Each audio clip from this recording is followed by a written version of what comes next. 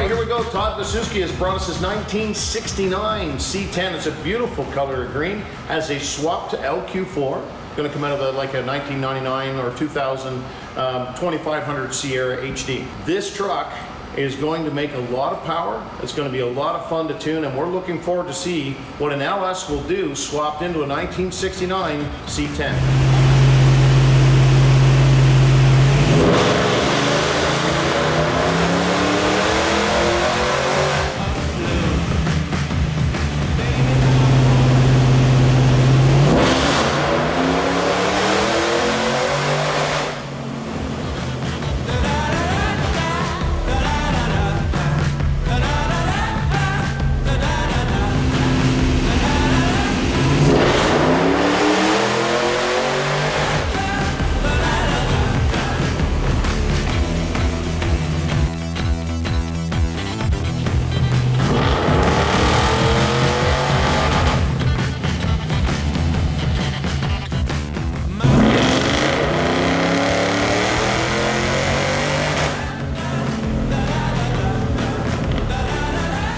It's safe to say when this truck arrived today, came off the trailer, it would barely pull itself. Definitely wouldn't rev up.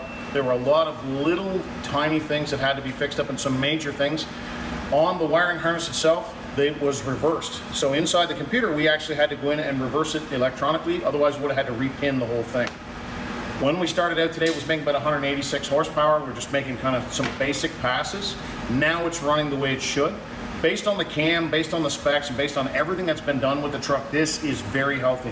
436 foot-pounds of torque and 350 horsepower and a nice smooth curve. That's exactly what we're looking for. It doesn't rev to the moon because it doesn't have a huge naturally aspirated cam in it. It actually has a turbo cam in it.